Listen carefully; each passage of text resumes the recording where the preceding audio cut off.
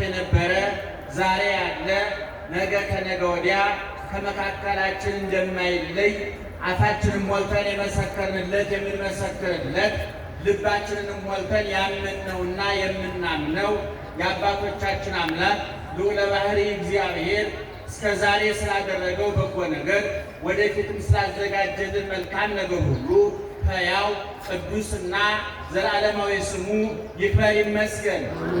ይክበር ይመስገን። ይክበር ይመስገን። ተጠናንታችሁ ተግባብታችሁ እንደ ባህል ወላጆቻችሁን እንደ ሃይማኖት ፈጣሪያችሁን አስፈቅዳችሁ በዛሬው ዕለት በሥጋ ወደሙ ማኅተምነት ኢየሱስ ክርስቶስ አትሞ ጋብቻችሁን ያረጋገጠላችሁ ክቡራን ሙሽሮቻችን እንኳን ለዚህ ቀን አደረሳችሁ፣ ያዝልቅላችሁ።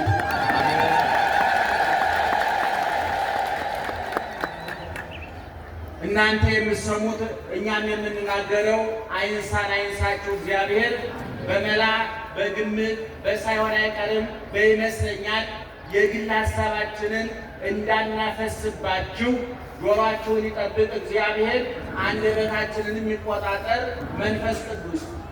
ዘወቱ መራት መራዊ ውእቱ ወአርኩሰ ለመራዊ ዘይቀውም ወይሰምዖ ፍስሐ ይትፌሳህ በእንተ ቃለ መራዊ ወመራት።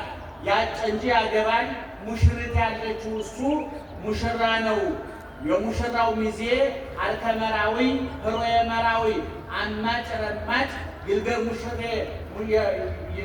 ሙሽራ ወይም ሚዜ ማለት ነው በዘመኑ ቋንቋ።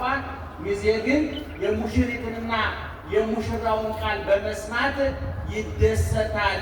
የዮሐንስ ወንጌል ምዕራፍ 3 ቁጥር 29 ላይ ያለ እጥር ምጥን ስብስብ ያለ ብዙ የጠለቀ ምስጢር የረቀቀ ሐሳብ የተሸከመ እግዚአብሔር በዮሐንስ በኩል አድሮ ያስተማረን የእግዚአብሔር ቃል ነው። ይህን ጥቅስ የመረጥኩበት ምክንያት በሁለት ነው። አንደኛው ይሄ ወቅት ዘመነ መርዓዊ ይባላል።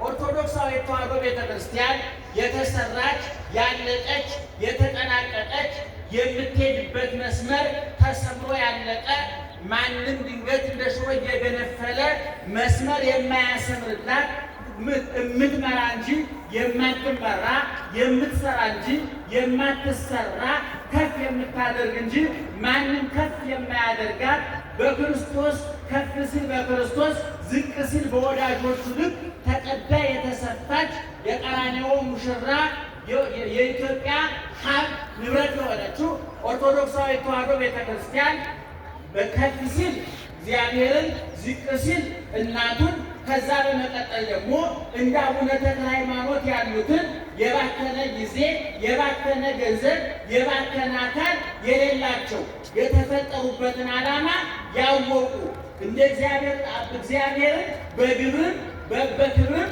እርሱን የመሰሉ ዓለምን አራቀው የጣሉ ነፍሳቸው ስጋቸው ለነፍሳቸው ያንበረከኩ ነፍሳቸውን ለክርስቶስ ያስማረኩ ቀራንዮ ላይ የክርስቶስ ቁስል የሚጠዘጥዛቸው የተወጋው ጦር የሚወጋቸው የጠጣው ሐሞትና ኮምጣጤ የሚያንገሸግሻቸው በግዙፍ ዓለም ቁጭ ብለው ረቂቅ ዓለም የሚታያቸው ብልጭልጩን ዓለም የሚታየውን ዓለም በማይታየው በረቂቅ ዓለም የለወጡ እኛ ታላቁ ሊቅ ዮሐንስ አፈወርቅ እንደተናገረው ወበከመ ጻድቃን ሆኑ ነግዳነ ወሙታነ እምዝንቱ ዓለም። ጻድቃን ከዚህ ዓለም ስደተኞች የዚህ ዓለም ሙት እንዲሆኑ ሁሉ ከማሁ ንሕነኒ ኮነ ሞትነ ወነግዳነ ኮነ እምንግሥተ ሰማያት። እኛ ደግሞ በግልባጩ የመንግሥተ ሰማያት ሙቶች የመንግሥተ ሰማያት ተሰዳጅና ተፈናቃዮች ነን እንዳለው ሁሉ ቅዱሳን ጻድቃንን በቦታ በቦታቸው ስማቸውን ጠርታ ገድላቸውን አንብባ ታሪካቸውን ተርካ አንድ ለዋሉት ውለታ ምድራዊ ክፍያ ለመክፈል የጻድቃን ዋጋቸው ሁለት ነው። በሰማይ ሰማያዊ ርስት ይከፈላሉ፣ መንግሥተ ሰማያት ይገባሉ፣ ከክርስቶስ ጋር ይነግሳሉ።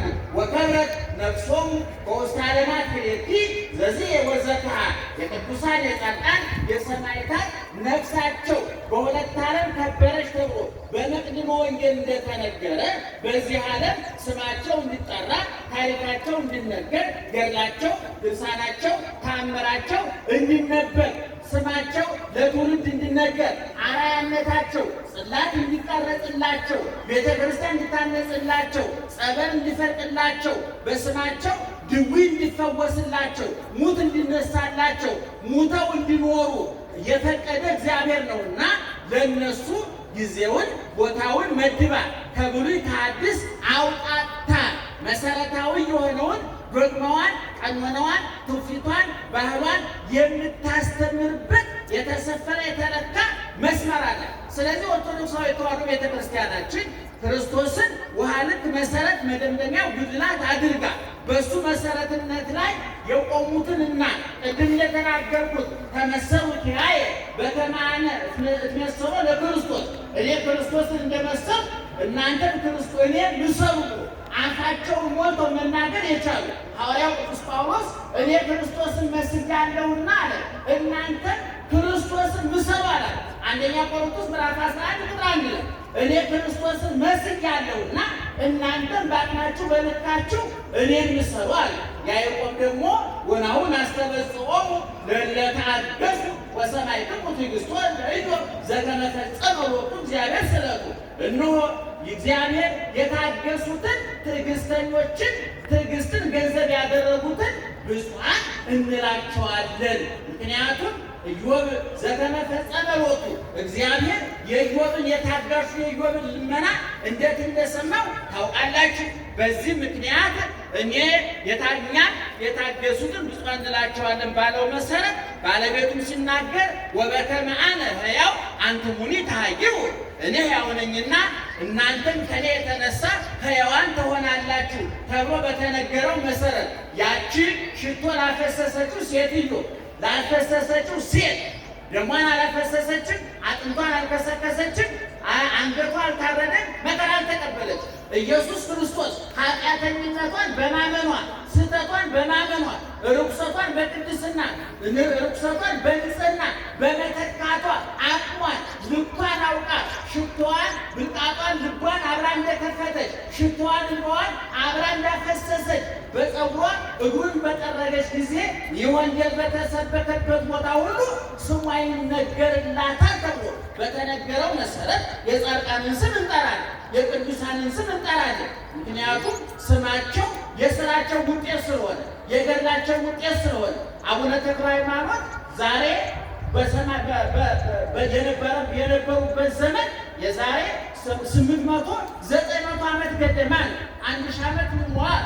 ዛሬም ታሪካቸው አዲስ ነው፣ ስማቸው ትኩስ ነው፣ ገድላቸው ፈዋሽ ነው። ጸበላቸው ያነጻል፣ ታምራቸው ድርሳና ገድላቸው ይጠግናል፣ የወደቀ ያነሳል፣ የተሰበረ ይጠግናል። ተስፋ ለቆረጠ ዓለም ለከዳው ገንዘብ፣ ጤና፣ ዘመን ለከዳው ኃጢአት ተስፋ ላስቆረጠው ውዥንብሩ፣ ውጣ ውረዱ፣ ፈተናው እንደማይበት እንደጎር ለሚንጠው ዓለም እነዚህ አባቶቻችን ጸንተው በርትተው በመገኘታቸው ትምህርት ናቸውና እነሱን እናስታውሳለን። በሌላ በኩል ደግሞ ይሄ ወቅት ቅድም እንደተናገርኩት በሶስት ስያሜ አለ። አንደኛ ዘመነ አስተርእዮ ይባላል። አስተራየ ማለት ለናገራችሁ ይሆን ዘመነ አስተርእዮ ይባላል። ምን ማለት ነው? የመታየት ወቅት፣ የመገለጥ ወቅት። እግዚአብሔር ታየ፣ ተዳሰሰ፣ ተበላ፣ ተጠጣ። እግዚአብሔር የሚዳሰስ አካል ኖረው። በቤተልሔም ተወለደ፣ በናዝሬት አደገ፣ በዮርዳኖስ ተጠመቀ፣ በቀራንዮ ተሰቀለ፣ በጎልጎታ ተቀበረ፣ በቢታንያ አረገ ተብሎ ቦታ ተወሰነለት። 40 ቀን 12 ዓመት 30 ዓመት ሞላው ተብሎ ዘመን ተቆጠረለት። አዘነ፣ ተደሰተ፣ ጾመ፣ ተራበ ተብሎ ሁኔታ ተነገረለት። ከቦታ ከጊዜ ከሁኔታ ቁጥጥር ውጭ የነበረ እግዚአብሔር በቦታ የማይወሰን በጊዜ የማይወሰን በሁኔታ ውስጥ የማለፍ ግዴታ የሌለበት ባህርያዊ ዘላለማዊነት ያለው እግዚአብሔር ለእኛ ሲል ከልዕልና ወደ ታች ወርዶ ከድንግል ተወልዶ በጨርቅ ተጠቅልሎ በበረት ተጥሎ ለእኛ የሚነገሩት ቃላት ተነገሩለት። መራብ፣ መጠማት፣ መወሰን፣ መሰደድ፣ መገረፍ፣ መጾም፣ መጸለይ፣ መስገድ፣ መሞት፣ መገነዝ፣ መቀበል አዳማዊ ጠባይ ነበር። ሔዋናዊ ግብር ነበር። በእኛ ላይ የመጣ ፍዳና መከራ ነበር። እግዚአብሔር ለእኛ ሲል ለእኛ የሚነገሩትን ቃላት ተቀበላቸው። ሰማይና ምድርን የዘረጋ እግዚአብሔር በጠባብ በረት ተወለደ። ሰማይ ዙፋኑ፣ ምድር መረገጫ የሆነለት እግዚአብሔር ትንንሽ እጆች ኖሩት፣ ትንንሽ እግሮች ኖሩት። ዳደ ብሎ አደገ። ወፌ ቆመች ብሎ መቆም ተለማመደ። በድንግል ማርያም ሰማይ ዙፋኑ የሆነለት እግዚአብሔር በድንግል ማርያም ጭን ላይ ተቀመጠ። በጀርባዋ ታዘለ። በፀሐይ አብስሎ በዝናብ አብቅሎ የሚመግብ እግዚአብሔር ከድንግል ማርያም ጡቶቿን ይዞ ጡት ጠባ። ድንግል ማርያም ሰማይን ምድርን የማይወስኑትን እግዚአብሔርን በማኅፀኗ ወሰነችው። በጭኖ ላይ አስቀምጣ ጉንጮቹን ራሱን እየዳሰሰች ጉንጮቹን እየሳመች ዓይኑን እያየች በከንፈሩ ጡቶቿን ይዞ ወተት ጠባ እግዚአብሔር። ይሄ ለማንኛውም ሕፃን አይገርምም፣ ለእግዚአብሔር ግን ድንቅ ነው፣ ተአምር ነው። ይሄ ይደነቃል እንጂ አይተረክም፣ ይረቀቅበታል እንጂ አይራቀቁበትም፣ ይመረመሩበታል እንጂ አይመረመርም። ይመናል ይህ በደንብ ልታጤኑን ይገባል። ኦርቶዶክሳዊ ተዋሕዶ ቤተ ክርስቲያን ተዋሕዶ የሚለው ምትክ የሌለው ይህን ለማብራራት ሌሎችን ግሶች ልናስገባበት የማንችለው የምናምነው እንጂ የማንመረምረው የምንረቅበት እንጂ የማንራቀቅበት የምንመረመርበት እንጂ የማንመራመርበት ከኛ ሕሊና ከኛ አቅም በላይ የሆነ እመኑት እንጂ ይግባችሁ ያልተባለ። እኔ ብዙ ሰው መጽሐፍ ቅዱስ አልገባኝ ብሎ ሲጨነቅ ለምን ይገባል? ምን ያደርግላል? አባቶቻችን ገባቸው ማለት ኖሩት ማለት ነው። እነ ኢየሩጣ እነ ቂርቆስ እኮ የሐዲስ ኪዳን መጽሐፍ አረበጠሩ መጽሐፍ ቅዱስ የዛ አይነት ቅርጽ ሳይኖረው ነው ቅዱሳን የሆኑ። አብርሃም መጽሐፍ አልጻፈም፣ ተማረም ተብሎ አልተጻፈለትም። እራሱ መጽሐፍ ነው፣ ይጠቀሳል። ሳራ መጽሐፍ ናት፣ ትጠቀሳለች። ርብቃ፣ ይስሐቅ መጽሐፍት ናቸው። ስለዚህ እንደዚህ አይነቶቹን ዓለምን አራግፈው የተዉትን እኛን ያሳፈረንን ዓለም ያሳፈሩትን እኛን ያንበረከከንን ዓለም ያንበረከኩትን ቅዱሳን ቤተ ክርስቲያን ታከብራለች። ስለዚህ ወቅት ምን ይባላል ብያችኋለሁ? ዘመነ አስተርእዮ ይባላል። ሁለተኛው ደግሞ ዘመነ መርዓዊ ይባላል። ምን ይባላል? ዘመነ መርዓዊ። ጮክ በሉ እስቲ። ዘመነ መርዓዊ። ኧረ ድገሙት። ዘመነ መርዓዊ። ዘመነ መርዓዊ ተመርዓወ ተሞሸረ ማለት ነው። መርዓዊ ማለት የወንዱ ሙሽራ ነው። መርዓት ማለት ደግሞ ሴቷ ሙሽራ ናት። ኢየሱስ ክርስቶስ ሙሽራ ይባላል። የት ነው የተሞሸረው? በመጀመሪያ በድንግል ማርያም ማኅፀን። ማንና ማን ለመሞሸር ስንት ሰው ያስፈልጋል? ለመሞሸር ሁለት ሰው። ኧረ ልጆች ሁለት ሰው። ስንት ሰው ያስፈልጋል? ምንና ምን? ወንድና ሴት። ወንድና ሴት። ወንድና ሴት የሚጋቡት ዘመዳሞች ናቸው ወይ? አይደለም። አይደሉም። በደንብ አጥኑ ምእመናን። ኢየሱስ ክርስቶስ ሙሽራችን ነው። የት ነው የተሞሸረው ሲባል በድንግል ማርያም ማኅፀን። ማንና ማን ተሞሸሩ? ረቂቅ መለኮትና ግዙፍ ሥጋ፣ ሕያው መለኮትና ሟች ሥጋ፣ ዘላለማዊ መለኮትና ጊዜያዊ ሥጋ፣ የማይወሰን መለኮትና ውሱን ሥጋ፣ ምድርና ሰማይ የማይወስኑት መለኮትና በቦታ በጊዜ በሁኔታ የሚወሰነው ሥጋ ተዋሃዱ። ዘመድ ለዘመድ ይጋባሉ? አይጋባም። ባዕድ ለባዕድ ተጋብቶ የሚወለዱት ልጆች ግን ባዕድ ናቸው ወይ? አይደሉም። መለኮት ባዕድ ነው፣ ሥጋ ባዕድ ነው። በዘር ቢቆጠር የመለኮትና የሥጋን ዘር የሚያገናኘው ነገር የለም። በድንግል ማርያም ማኅፀን ግን ባዕድ መለኮትና ባይድ ሥጋ ተዋህደው ዘመዳችን በለቢሰ ሥጋ ሆነነ ዘመደ የእኛ ዘመድ የሆነ አካላችንን የነሳ ነፍሳችንን የነሳ የበላ ነው የጠጣ ነው በቁስሉ የተፈወስንበት መራራ ጠጥቶ ጣፋጭ ያጠጣን ተራቅቶ ያለበሰን በጦር ተወግቶ ከተወጋንበት የኃጢአት ጦር የገላገለን የተዘጋውን ገነት ያጣነውን ልጅነት የተዋረድንበትን ፍዳና መከራ በደሙ በቁስሉ ያነጻው ኢየሱስ ክርስቶስ ተወለደ። ስለዚህ ክርስቶስ ምን ይባላል? ሙሽራ ይባላል። ማንና ማን ተሞሸሩ አልኳችሁ? ድገሙ። ማንና ማን ተሞሸሩ አልኳችሁ? ድገሙ። ማንና ማን ተሞሸሩ?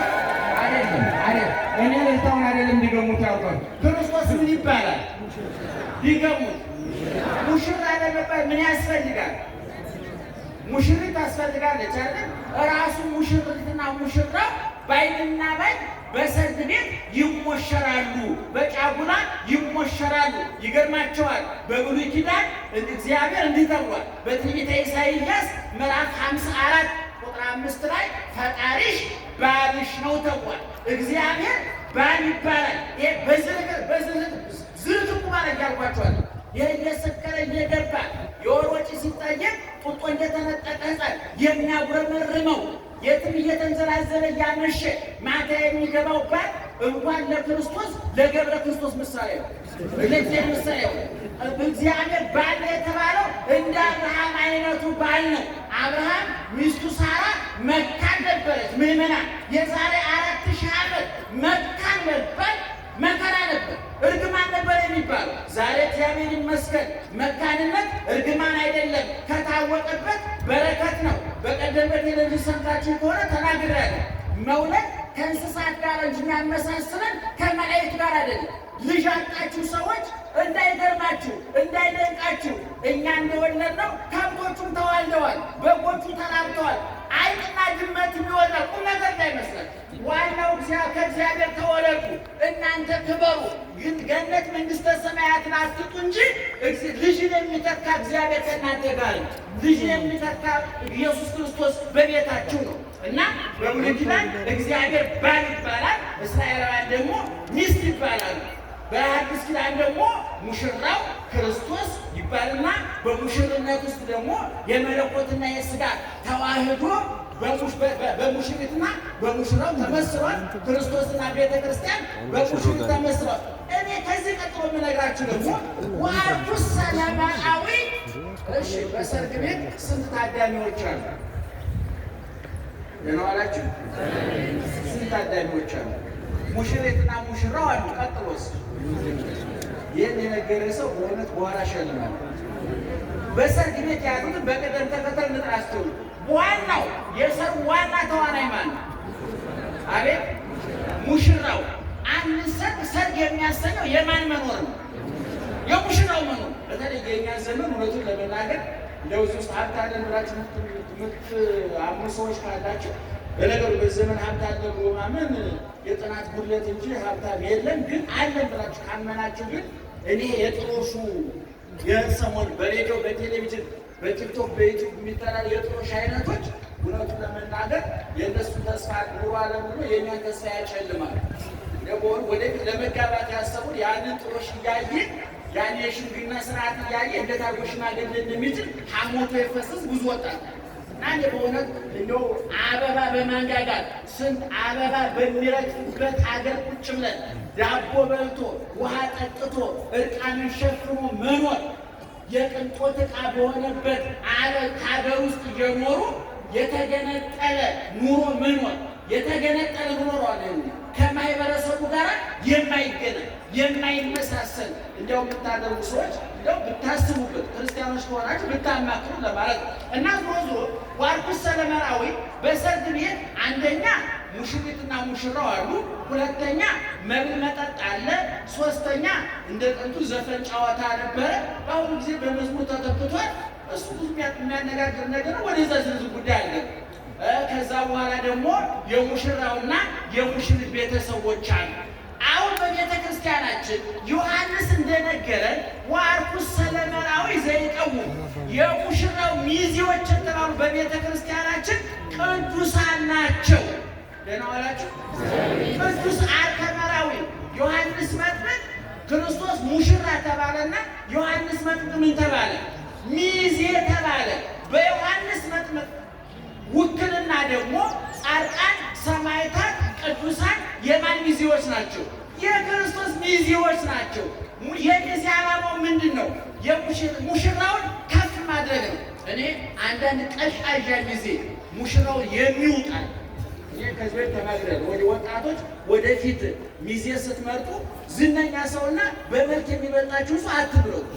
በጣም ስህተት ነው። አያስብም። ዝነኛ ሰው የእናንተ ሚዜ ከሆነ እናንተ ትረሳላችሁ።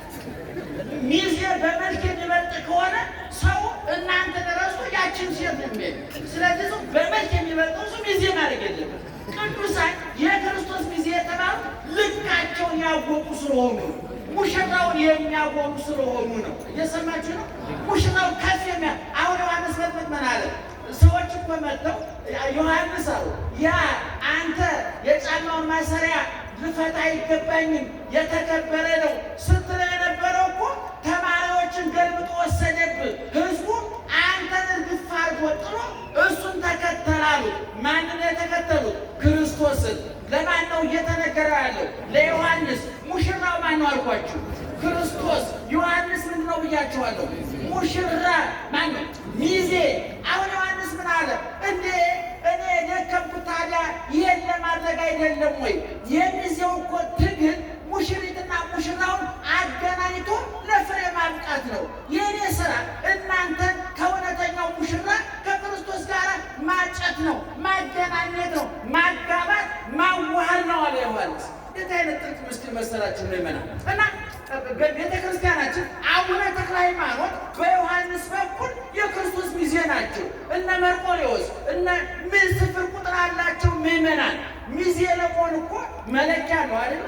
ሰው አንድ ሰው ስታወርቆ ምን ትላላችሁ? እገሌ ወዳጄ ነው ስትሉ ቀጥለ ምንድነው? እንዲያውም እኮ ሳገባ ምን ነበር ትላላችሁ? ሚዜ ነበር ይባላል። ሰው ሚዜ የሚያደርገው የወደደውን ሰው ነው፣ የሚተማመንበትን ሰው ነው፣ የሚቀርበውን ሰው ነው። ስለዚህ ክርስቶስ ደግሞ ወዳጆቹን ምን ብላቸዋል?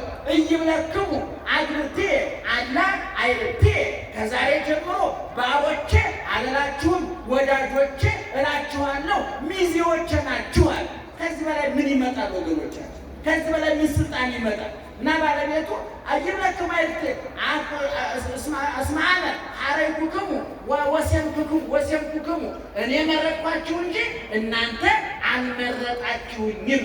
ሚዜን የሚመርጠው ሙሽራ ሚዜውን ይመርጣል እንጂ ሚዜው ሙሽራውን አይመርጥም። ክርስቶስ ይመርጣል እንጂ አይመረጥም። ይሾሙታል እንጂ ይሾማል እንጂ አይሾምም። እግዚእ ዘይቤዝዎ ንጉሥ ዘይሰይምዎ። አያችሁ፣ የማይሾሙት ንጉሥ፣ የማያበድሩት ባለጸጋ፣ የማይነቅፉት ጌታ ሙሽራ ይባላል ክርስቶስ። በሰርግ ቤት መጠጥ አለ አይደለም? ምግብ አለ አይደለም? ሰርግ ቤት ቤተ ክርስቲያን ናት። መብል መጠጣችን ቀራንዮ ላይ የተጠመቀው የክርስቶስ ደም የተቆረሰው የክርስቶስ ሥጋ ነው። በሰርግ ቤት የሙሽሪትና የሙሽራው የቅልቅል ፕሮግራም ተቃላችሁ ምንድን ነው? አቤት የሙሽራው ዘመን ሙሽሪት ዘመኑ ምን የሚያደርጉበት ነው? የሚጓሉ እናንተ ጊዜ የሙሽራና የሙሽሪት ዘመኖች መቀላቀል አለ። የማይቀላቀለው ይገርማል። ብቻ በልተው ብቻ የሚሆኑ ልባቸው አፋቸውን ከፍተው በልተው ልባቸውን የማይከፍት የጥላቻ ሰው። አንዳንድ ጊዜ የሙሽሪት እና የሙሽራው እናትና አባት የትዳሩ የሞድ ሊቀመንበር መሆን ይቃጣቸው፣ ከዳሩ በኋላ ፈላጭ ቆራጭ መሆን ይቃጣቸው። ይሄ ሰው እናትና አባቱን ይተዋል። ማንን ይከተላል? ሚስቱን ይከተላል። እና ቅልቅል የሚባላል። የእኛ ደግሞ የሙሽሪትና የሙሽራው ቤተሰቦች ሰማያን መላእክት ናቸው። የሙሽሪት የቤተ ክርስቲያን ቤተሰቦች እኛ ነን። የተቀላቀል ዮም አደ መሬተ ሆሙ መላእክት ወሰብ ከመ ይሰብሑ ለክርስቶስ በቃለ አሚን። በቤተልሔም ክርስቶስ ሲወለድ ሰማያውያን የሙሽራው የመለኮት ሚዜዎች ቤተሰቦች መላእክት የሥጋ ቤተሰቦች እኛ በቤተልሔም ተገናኝተን አንድ አይነት ምስጋና መሰገን ተዋሃድን። መላእክትና እኛ ይገርማቸዋል። እስከ ዕለተ ምጽአት ነው እንጂ መላእክት የሚረዱን ከዕለተ ምጽአት በኋላ ክርስቶስ ከመጣ በኋላ መንግሥተ ሰማያት ከገባን በኋላ ሚካኤልና እኔና ሚካኤል ሰራይ ገባሬ ሰናይ ምስጢረ ቅዳሴን የምንገባው ይገርማቸዋል። በሰማይኛ ካህናት ነን፣ ቀዳሾች ነን። ሚካኤል በሰማይ ጓደኛችን ነው፣ ከጎናችን እኩል ነው የምንሆነው። ይሄ ፈቃድ በሰማይ እንደሆነ እንዲሁም በምን ይሁን በምድር ይሁን። ዛሬ እኛ ብቸኞች ነን፣ ስደተኞች ነን፣ ረሃብተኞች ነን፣ በሽተኞች ነን፣ ተስፋ ቢሶች ነን፣ ተፈናቃዮች ነን። መከራው እንደ ዶፍ ይወርድብናል። ይሄ ግን ክርስቶስ ሲመጣ መድረኩ ይዘጋል፣ መጋረጃው ይዘጋል። መከራው፣ ስደቱ፣ ረሃቡ፣ ጥሙ፣ መገፋቱ፣ መግፋቱ፣ ማሰደዱ፣ መሰደዱ ይዘጋና ከሙሽራችን ጋር በሰማይ እንነግሳለን። እኔ ዓይነ ስውር ነኝ እስከ መቃብር፣ እኔ ዓይነ ስውር ነኝ እስከ መቃብር። ከመቃብር በኋላ ግን ሙሽራዬ ሲመጣ፣ ክርስቶስ ሲመጣ ብርሃን ይተከልልኝና ከነ ገብርኤል ከነ ሚካኤል ከመላእክት ጋር እናሸራለን። ይሄ ነው ከነ አቡነ ተክለ ሃይማኖት የምንማረው ይሄንን ነው። የሚታየውን ወርቁን፣ ብሩን፣ መብሉን፣ መጠጡን ልብላ ልብላ፣ ልጠጣ፣ ላመንዝር የሚለውን ስጋዊ ፍላጎታቸውን በቀራንዮ መስቀል ምላጭነት ቆርጠው የጣሉ፣ ስሜታቸውን የገረዙ፣ አስተሳሰባቸውን ገፈው የጣሉ፣ አዲስ ሰውነት አዲስ ልብ የኖራቸው ዛሬ በሰማይ ነግሰዋል በገነት። ኋላ ደግሞ አብረን እንነግሳለን። ለዚህ ነው ሐዋርያው ቅዱስ ጳውሎስ ወበንተዝ እያፍር እግዚአብሔር ከመ ይትበሃል አምላኮሙ እስመ አስተዳለወ ሎሙ ሀገረ እንተ ተሰፈው። እግዚአብሔር የአብርሃም አምላክ፣ የይስሐቅ አምላክ፣ የተክለ ሃይማኖት አምላክ፣ የጊዮርጊስ አምላክ ሲባል አያፍርም ማለት ለምን? እስመ አስተዳለወ ሎሙ ተስፋ ያደረጉትን ሀገር አዘጋጅቶ ይጠብቅላቸዋልና። መንግሥትህ በሉ ስምህ ይቀደስ ብሎስ ጮክ ብላችሁ የቻይና መንግሥት፣ የአሜሪካ መንግሥት፣ የራሽያ መንግሥት፣ የእስራኤል መንግሥት ለኢኮኖሚ ይምጡልን፣ ለጥቅም ግን የእግዚአብሔር መንግሥት ይምጣል። መሳሪያ ይምጡ፣ በኢኮኖሚ ይርዱን፣ በሳይንስና በቴክኖሎጂ ያግዙን፣ ይደግፉን። ለሰማያዊ ቤታችን፣ ለሰከነ ሕይወታችን፣ ለሰማያዊ ተስፋችን ግን የማን መንግሥት ይምጣ? የእግዚአብሔር መንግሥት ይምጣ። ስለዚህ ምዕመናን እንደው አንዳንድ የተዛቡ አመለካከቶች እናያለን። ኦርቶዶክሳዊ ተዋሕዶ ቤተ ክርስቲያን ስለ ቅዱሳን ያላትን መረዳት ያልተረዱ፣ ሳይገቡ የወጡ፣ ሳይቆሙ የተቀመጡ፣ ተስፋ የቆረጡ፣ በእውነቱ ሆዳቸው ከምግብ ጭንቅላታቸው ከንባብ አንደበታቸው ከጥበብ የታጎለ ሰይጣን መሳሪያ አድርጎ ወኪል ያደረጋቸው፣ ሰይጣን የዓመት ፈቃድ ቢወጣ እኛ እንሰራዋለን ሰልፍ በዛው ማለት የሚችሉ ክፉ ሰዎች የቤተ ክርስቲያን ሲያጠፉ እንሰማለን። እኛ አቡነ ተክለ ሃይማኖት የወደድናቸው ተወደው ስለተገኙ ነው። ያከበርናቸው ተመርጠው ስለተገኙ ነው። ማርያም የምንለው ማርያም ስለሆነች በልግስና አይደለም፣ በትብብር አይደለም። እኛ ካልጠራናት ማን ጠራታል? ምስኪን ወድቃ እንዳትቀበለን አይደለም፣ ከፍ አድርጋ ከፍ ስላደረጋችን መታመን ታላቁ ሊቃውንት ሰማን። ቄርሎስ ወላዲተ እግዚአብሔር ቃል ሆነት ልማደ ድንግል ማርያም አለ። አስተማሪ አይደለችም፣ እራሷ ትምህርት ናት አለ እንጂ ዳቦ አዝላ የምትራብ የሕይወት ውሃ አዝላ የምትጠማ ሰማይና ምድር በማኅፀኗ ወስና ይዛ ረሃቡ ጥሙ ያልገረማት ያልደነቃት ነፍሷ እግዚአብሔር ያከበረች መንፈሷ በአምላኳ በፈጣሪዋ ደስታ ያደረገች የደስታ መለኪያው መብላት፣ መጠጣት፣ መዝናናት፣ መደሰት እንዳልሆነ እየተሰደደች የምታመሰግን እየተራበች የምትዘምር በቤተልሔም ዋሻ በብር ወልዳ በምስጋና የተጥለቀለቀች ዓለም መብላት፣ መጠጣት፣ መደሰት የደስታ መለኪያ ነው ብሎ በሚያምነው ከንቱ ዓለም የለም መራብ፣ መጠማት፣ መሰደድ የደስታ ምንጭ ነው ብላ በአምላኩ ሐሴት ያደረገች ድንግል ማርያም ናት። ድንግል ማርያም እንደ ቃልህ ይደረግልኝ ብላ አሜን ብላ ባትቀበል አቡነ ተክለ ሃይማኖት አልነበሩ፣ ጳውሎስ ጴጥሮስ አልነበረ፣ ጥምቀተ ትንሣኤ አልነበረ።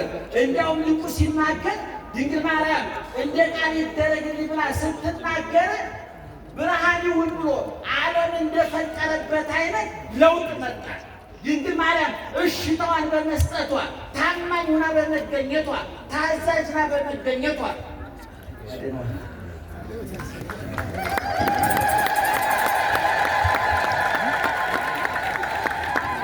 አንድ ላይ ከኔ ጋራ እንዲህ በል የኔትዬ ቃለ ሕይወት ያሰማልን፣ ርስተ መንግሥተ ሰማያት ያውርስልን። አይታችኋቸው እናንተን እንዲያዩዋችሁ በድምፃችሁ ታዩዋቸው። የኔትዬ እንግዲህ ውድ ዕቃ ውድ ምርት ብዙ ማስታወቂያ አያስፈልገውም።